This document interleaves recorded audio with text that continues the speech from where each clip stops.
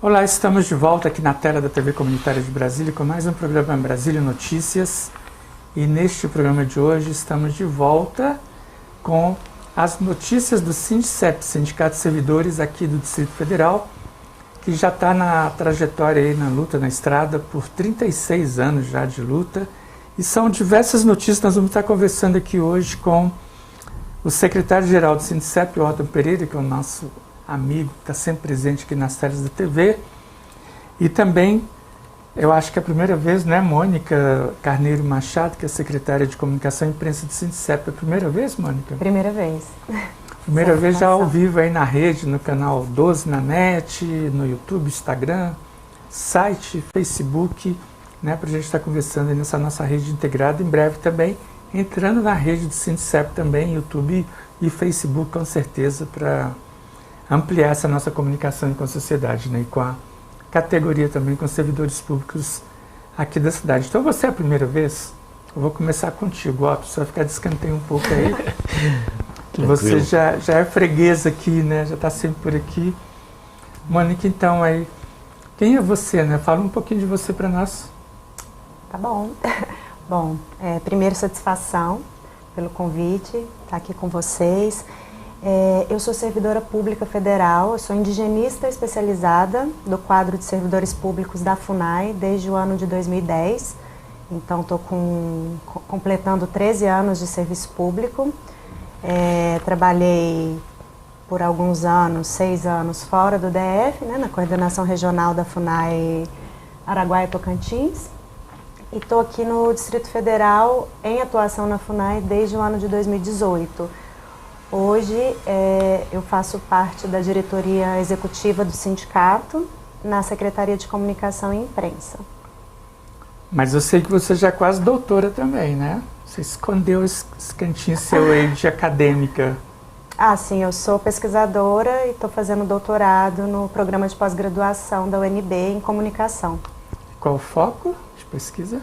Estou pesquisando os processos comunicativos da relação Estado-povos indígenas. Mas você também comeu pão com diabo amassou nesses 7 anos aí na FUNAI, né? Com certeza. Mataram o Tom, mataram o Bruno, né?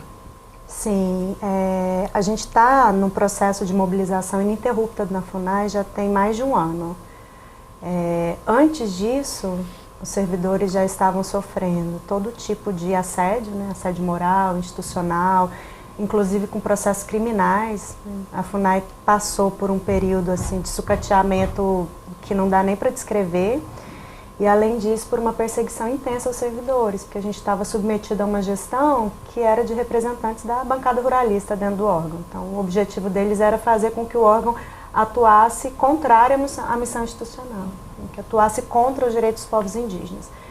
E a gente contou com a resistência dos servidores e, principalmente, com o apoio do Sindicato Geral, né, do SINDICEP-DF, para ajudar a gente a se organizar para poder enfrentar esse período turbulento que a gente viveu. E desde então nossa mobilização não parou, a gente ainda está no processo de mobilização permanente. Para quem é da FUNAI aí, a vida melhorou muito de 1º de janeiro para cá, né? Com certeza. A gente está com um diálogo bem mais qualificado com a gestão da FUNAI, né? A gente tem hoje uma presidenta indígena, Joênia Wapichana. A gente tem uma diretoria composta por servidores ou não, ou representantes, né, indicações políticas, mas que são pessoas comprometidas e voltadas aí à promoção e proteção dos direitos dos povos indígenas, que é a missão institucional da FUNAI. Mas a gente ainda está em luta porque falta muita coisa, condição de trabalho, segurança, precariedade, ainda tem muita coisa para reconstruir o que foi destruído aí nesses anos. O que acaba refletindo todo o serviço público, né, Otton? Exatamente. Infelizmente, a FUNAI não é um caso isolado, né? Esse governo que, graças ao povo, a gente conseguiu extirpar, né? Deixou uma herança maldita em todas as áreas. É evidente que a FUNAI ficou mais visada, ficou, o mundo inteiro viu o que estava acontecendo na FUNAI. Então isso até ajuda um pouco para a gente tentar consertar ou melhorar as condições de trabalho lá na FUNAI. A Mônica liderou a greve lá em junho do ano passado, há um ano, né? E isso foi inédito O único acordo que fizemos com o governo Bolsonaro foi na FUNAI para reestruturar o plano de carreira, dentre outras coisas, né? Segurança, enfim. Então, a FUNAI tem esse aspecto, né, da visibilidade até internacional, mas o governo anterior conseguiu, né, destruir quase tudo. Eu falo, viu, Paulo, falo que é um governo extremamente competente, o governo anterior, porque ele é exatamente o que ele queria, era destruir o serviço público. Então eu falo, o cara é burro, é ignorante, não, calma, ele é competente, porque se ele ficasse mais 4 anos, aí sim, era terra arrasada, que era o objetivo dele. Então, ele perseguiu esse objetivo e graças à luta do povo, a gente conseguiu interromper esse processo. Bacana. Mônica, o que você tem de notícia quente aí para nós nessa semana aí? Eu sei que você é uma semana muito agitada, né, do movimento social, do movimento sindical também. Semana passada a gente teve a galera da greve, paralisação na UNB, mas por fim lá o Gilmar Mendes, que tinha cancelado a URP, o STF revogou o cancelamento dele, né? Que é uma coisa que está correndo lá há muito tempo. E o ministro Gilmar, engraçado que ele é professor da UNB, ele não cancelou a URP dos professores da UNB, senão ele cancelaria a URP dele e da filha dele, que também é professor do direito, né? Mas o que você tem de novo aí? Bom, da parte da FUNAI, a gente tem na quarta-feira uma vigília, a 17ª vigília, em frente ao Ministério da Gestão e da Inovação em Serviços Públicos. A gente faz vigílias permanentes lá, né, cobrando a análise técnica e a tramitação do plano de carreira da FUNAI. É uma medida inicial, estruturante, para a gente conseguir começar a reconstruir a política indigenista de Estado. Então, esse plano ele propõe aí algumas medidas para recomposição salarial, incentiva a qualificação de servidores, né? Propõe uma certa rotatividade também para que os servidores não fiquem em regiões remotas, de difícil acesso, sem nenhum tipo de assistência. E a gente está aí na continuidade desse acordo, dessa negociação com o governo, esperando que esse plano seja analisado. No âmbito geral, né, porque aí é bom ressaltar sempre que a luta é conjunta, né, da categoria toda, de todo o serviço público, inclusive a mobilização da FUNAI foi muito dependente assim, do sindicato geral, porque todo o apoio jurídico, político, econômico, né, financeiro que a gente teve, ele tem a ver com essa sustentação do conjunto do funcionalismo público ao nosso sindicato. E aí tem o congresso do sindicato, do Sindicep-DF, a partir de quinta-feira. A gente está aí com a perspectiva de discutir e consolidar nosso plano de lutas. E bacana, ontem eu encontrei na Feira Mística o cacique Álvaro Tucano. Aí perguntava para ele, mas por que você não mora lá na floresta, lá na Tapajós? Ele falou lá dos povos lá do rio Tapajós, né? Tem cerca de 26 aldeias lá dos tucanos.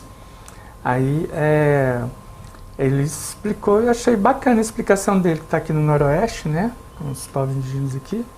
Tem três filhos da UNB, a filha dele que faz psicologia na UNB estava lá também. Mas ele falou, eu estou aqui em defesa da minha vida, porque lá muita ameaça, muito madeireiro, muito garimpeiro, poluição, né, das nossas águas, invasão das nossas terras, quer dizer, não tinha proteção, não tem nada, ele está certo, né? Então, quer dizer, se isso acontece com um cacique na mira desse jeito, imagina com o servidor, né, da FUNAI, que tem que estar por aí, não tem segurança também, tem que estar viajando, tem que estar nas aldeias também, né? Sim. É uma questão seríssima essa do trabalho de vocês, que é fundamental. Um dos pontos principais, né, que faz parte da nossa pauta de reivindicações é uma profissionalização, uma estruturação de medidas de segurança do trabalho para os servidores da FUNAI, né, que, além do acompanhamento permanente das forças de segurança, que nós não temos quando a gente vai a campo, existe uma série de medidas que poderiam atenuar, né, desde fornecimento de equipamento de proteção individual, que é o básico, né, até algumas medidas simples, né? Que o servidor não faça fiscalização na mesma área em que ele mora, por exemplo, né? Você vai lá para a terra indígena, prende um madeireiro, um garimpeiro, no outro dia você vai tomar um café na padaria e a pessoa está na mesma região que você. Então a gente está trabalhando isso hoje, né, na mesa de negociação que foi instalada finalmente, para a gente poder avançar. O assassinato do Bruno teve essa grande repercussão por causa do tom que a inglês estava junto, né? Senão, quantos servidores da FUNAI já foram aí mortos ou tem problemas com essas perseguições, essas violências todas contra os povos indígenas e contra os servidores, claro. Sim, são casos frequentes, né? Não só, e aí é bom mencionar que as lideranças indígenas sofrem uma pressão muito violenta também por defender seus territórios, assim como os servidores da FUNAI, mas o caso do nosso colega companheiro de trabalho do Bruno, no governo Bolsonaro, ele foi a terceira morte, né? A gente perdeu no ano de 2019 o servidor Maxiel, que foi assassinado na mesma região, em Tabatinga também, no Vale do Javari, onde ele coordenava operações de fiscalização. Nós tivemos a morte do servidor Rieli, que estava tentando intervir numa situação de conflito com povos em isolamento voluntário e acabou, no acidente de trabalho, sofrendo, também faleceu.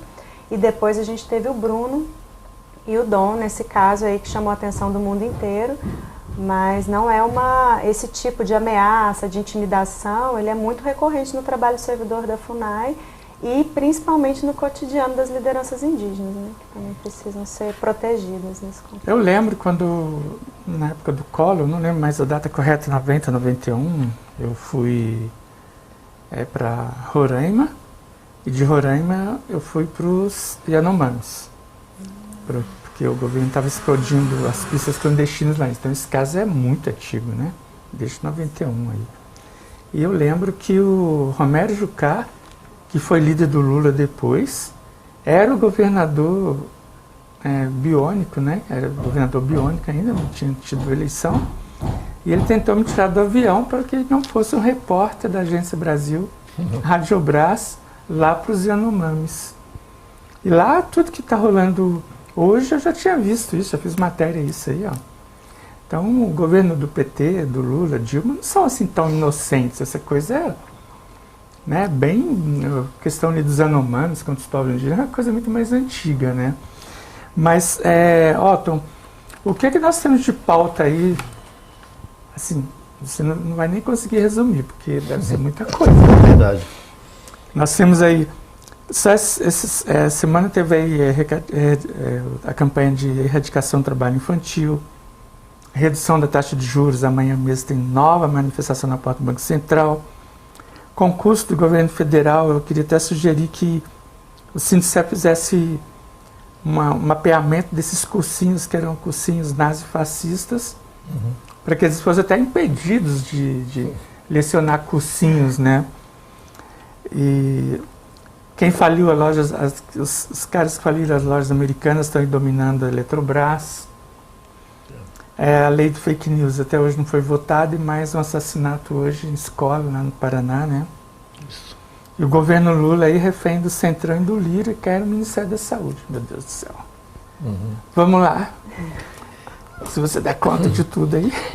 Primeiro a saúde, né, que eu sou de lá, né? A dificuldade lá está imensa.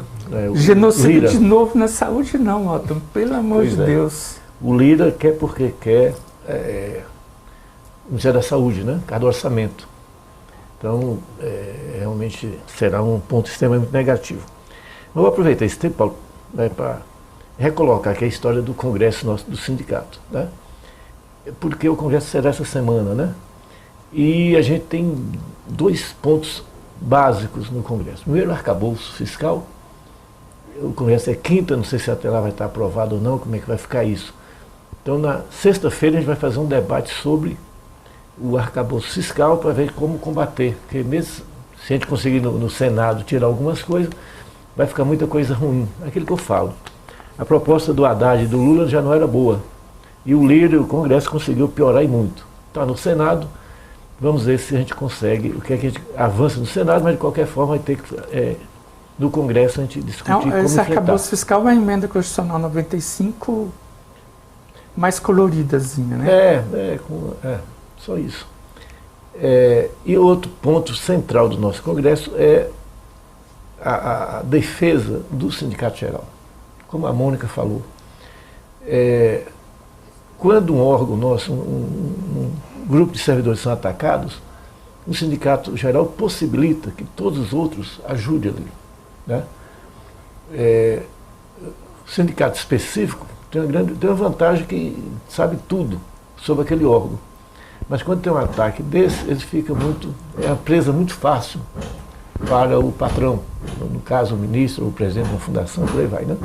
Então, no Congresso a gente vai querer discutir isso, porque, ainda mais agora, no governo, como a Mônica falou, né, que a possibilidade de ter um diálogo efetivo, aí anima muita gente a criar sindicato. É uma coisa impressionante, né? Então essa pulverização, que eu sempre repito, não sou contra, o trabalhador deve escolher a melhor forma para se organizar. Agora, eu tenho o direito de achar que não é o melhor caminho. Um sindicato geral dá muito trabalho, né? Porém, ele tem essa grande força que é um setor contribuir com o outro e ajudar. Né? E essas pautas que você colocou aí, elas são extremamente necessárias. Já tem as duas CPIs, né? Uhum. CPI do MST, que nos preocupa muito. E o nosso sindicato, é evidente que tem que cuidar da nossa categoria, né? Do contra-cheque da nossa categoria, do serviço público, mas a gente, de uma forma bastante efetiva, a gente contribui com todas as demais lutas sociais. Né? Porque não adianta você ter uma entidade forte se o MST, se outros movimentos sociais, se a cultura estiver ruim. Então é um conjunto de luta da classe, que você sabe muito bem, fala isso com muita propriedade. E quando tiver o sistema capitalista, o sindicato é extremamente necessário para trazer um pouco de condições de trabalho para os trabalhadores e defender serviço público, por aí vai. É a luta permanente enquanto a gente viver nesse sistema capitalista. Apesar, o sistema é bruto, né? Como se diz, né? Exatamente. E o que mais aí, Mônica? Bom, a gente também está em campanha já, campanha salarial. Né? A gente conquistou porque é uma conquista, né? Depois de 6 anos de... Nada cai do céu. Zero de reajuste salarial, né? Um processo de endividamento aí grande, que a gente já está diagnosticando dos servidores, né? Dos aposentados, do Serviço Público Federal. Muita gente aí pendurada no contra-cheque. A gente conquistou os 9% de reajuste salarial esse ano, que, embora seja uma conquista, ainda está bem abaixo das perdas que nós tivemos nos últimos anos, que foi em torno de 30%, né? Quase. Então, a nossa campanha salarial ela já iniciou praticamente, né? E a gente continua, a gente está com essa perspectiva de, no nosso Congresso, além da gente fazer todo esse debate sobre o arcabouço fiscal, porque com os gatilhos que tem hoje, ele atinge diretamente não só o nosso salário, mas a toda a sociedade, porque a gente entende, né, que o serviço público é o salário indireto da classe trabalhadora, que precisa de saúde, educação universal de qualidade. Claro. Então a gente está na luta para poder retirar esses gatilhos e, ao mesmo tempo, a gente vai fazer aí, construir um plano de luta unificado, né, para a gente tentar aí fortalecer o Sindicato Geral, como o Otton falou, unir toda a categoria em torno das pautas comuns de defesa do funcionalismo, de defesa do serviço público e dar sequência na nossa campanha salarial, 2024, já pensando no próximo ano. E o governo montou uma mesa permanente de negociação, parece? Está funcionando? Não, em fevereiro montou e foi a partir dali que a gente conseguiu os 9%. Como eu venho falando, né? 9% é insuficiente para repor as nossas perdas, mas tem uma simbologia política muito grande. Né? Anima, né? Anima e, enfim. E outro aspecto importante, esse ano é um dos congressos, viu? Tem o nosso, que é essa semana agora, tem a da CUT. A verdade, eu nem até esqueci. E tem o da Confederação Nossa. Da CUT é o 14º Congresso Nacional. Isso. E tem o 15º Congresso da CUT-DF. Aqui tem um ano a mais. O Brasília, bem apressada, fez um congresso sem ser fora do nacional. E é o 17º do Sindicep, né? A CUT está numa luta... 17º ou 18º? 18º. 18º. A CUT está numa luta muito necessária, que é o combate aos juros da dívida pública, né? Essa luta é cruel. É cruel e necessária, né? O governo do presidente Lula está refém do Banco Central e do Lira. E a gente tem que ver que forma pode contribuir com isso, que acaba repercutindo em todas as nossas demandas, né? Então, é evidente que sindicato é sindicato, partido é partido, governo é governo, porém a gente tem que ter uma visão mais abrangente, não achar que resolver o problema do nosso umbigo com um aumento vai resolver a questão do serviço público e dos trabalhadores do serviço público. Portanto, a gente tem uma visão abrangente sem jamais abrir mão da luta pelo contra-cheque, eu sempre repito isso, e a luta por serviço público de qualidade. Sim, não tem nenhuma... Nada cai no céu e o movimento sindical nunca encontrou moleza em lugar nenhum, né? E Mônica, como é que você vê esse enfrentamento do governo brasileiro, né, do governo Lula III, com esse Congresso Nacional machista, bancada da Bíblia, bancada da bala, né, traficante, senador em Brasília eleita com dinheiro do tráfico de igreja?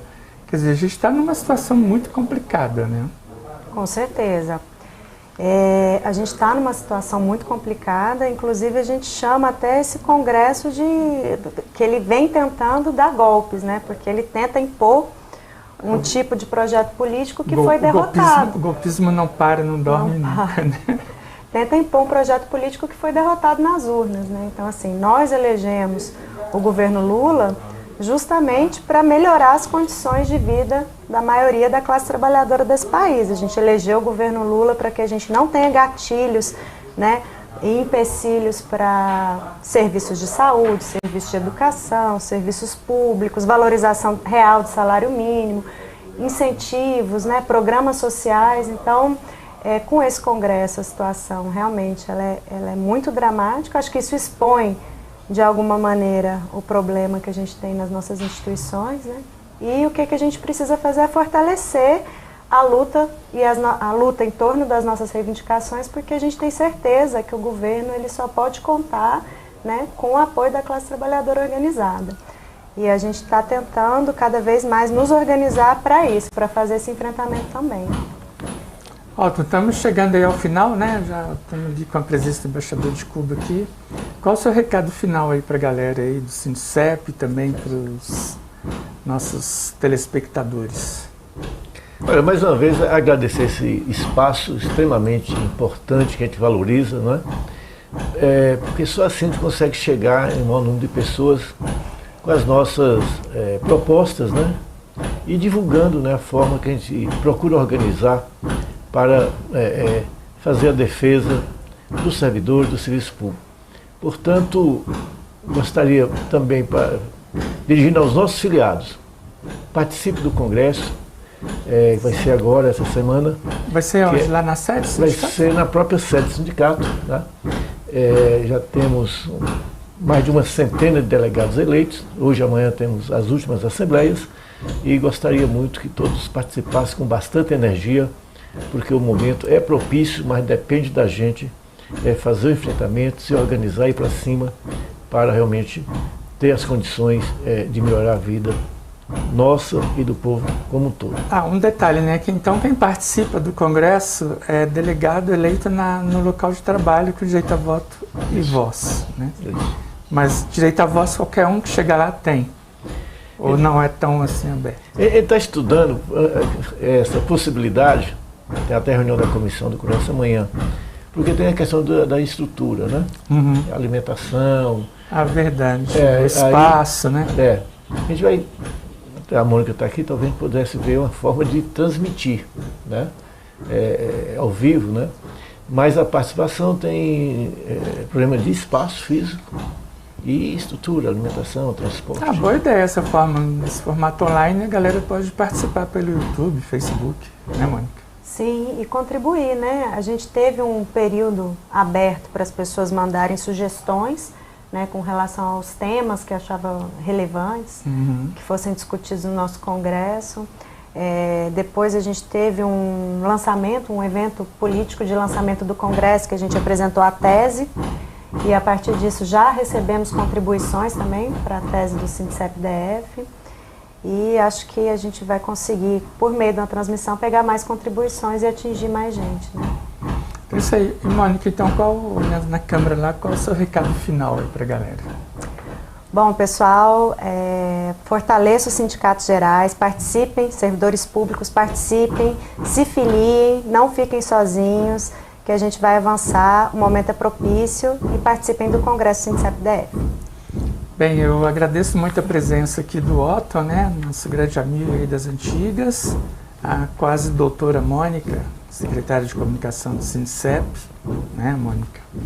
Muito obrigado pela sua primeira presença aqui, volte sempre, aprender o caminho, né, Otto? Pode até só falar assim, estou indo aí, tem um espaço aí, vou apresentar aí, vou falar e tal. Vem aí sempre dar notícia. E seguindo o nosso compromisso, né, Otto? A cada 15 dias o SINCEP está aqui presente, que essa TV é muito compromissada com as lideranças sociais e sindicais da cidade, e os partidos também progressistas. É uma TV dirigida por gente que quer mudar efetivos, né? Então, não tem esse negócio de mimimi, não. A gente aqui tem lado e acabou. Excelente. Não tem muito esse papo furado aqui, não. Então, galera, mais um Brasília Notícias aí. Tchau, tchau.